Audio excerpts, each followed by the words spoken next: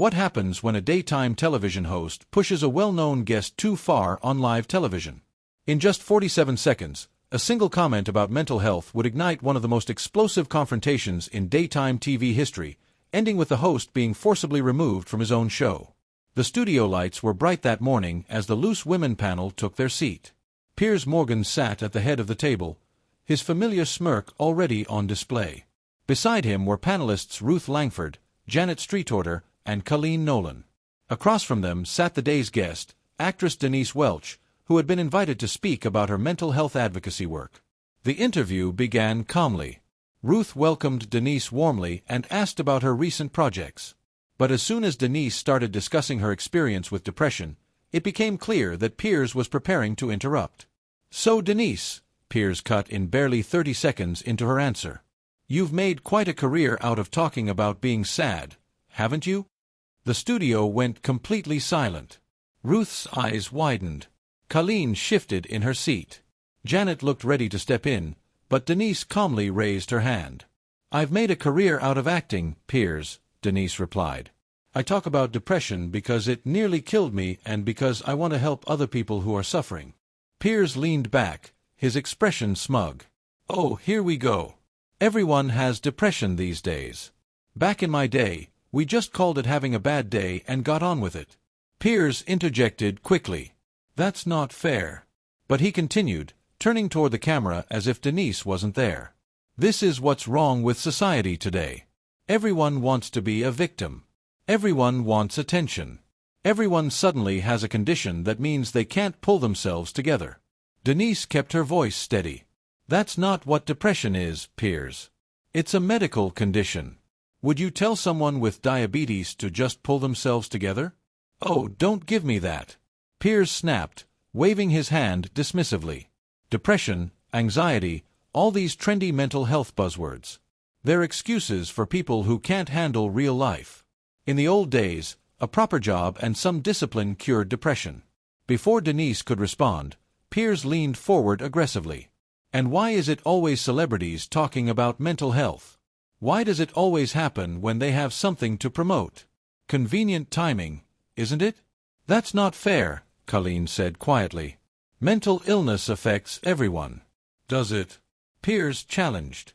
"Or have we created a culture where claiming depression gets you sympathy and attention?" Ruth looked pale. "Piers, you're being incredibly offensive." "I'm being honest," he shot back. "Someone has to say what everyone's thinking." Denise took a breath. "I was diagnosed by medical professionals. I was prescribed medication. I had therapy. This wasn't self-diagnosed sadness. This was a serious illness." "So you say," Piers replied with a smirk. "But how do we know? There's no blood test, no X-ray. It's just feelings." Janet finally spoke, her voice sharp. "Piers, that's ignorant and dangerous." "Dangerous?" he laughed. "What's dangerous is telling an entire generation they're sick. People like her are making money pretending to be ill." "Pretending?" Denise said, her voice rising slightly. "I was hospitalized. I couldn't get out of bed for weeks. I had suicidal thoughts." Piers rolled his eyes. "Oh, how dramatic. Is this another book promotion?" "That's disgusting," Ruth said, shaking.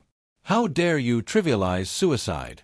"I'm questioning whether these celebrity stories are genuine," Piers insisted.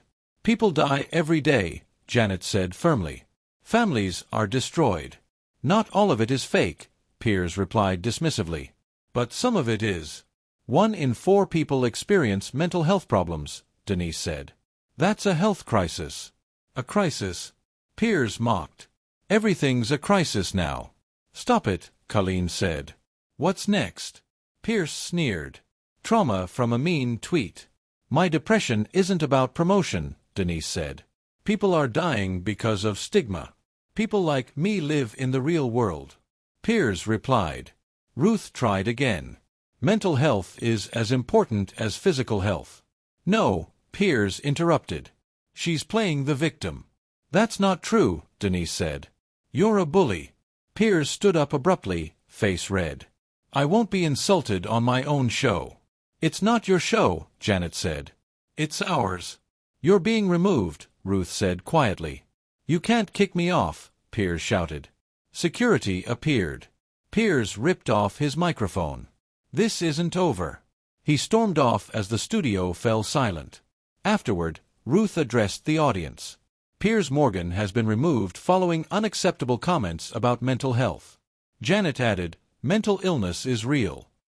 Colleen said softly, "You are not weak." Denise looked into the camera, "You are not alone." The show continued, changed forever. And for the first time, Piers Morgan had nothing left to say that anyone wanted to.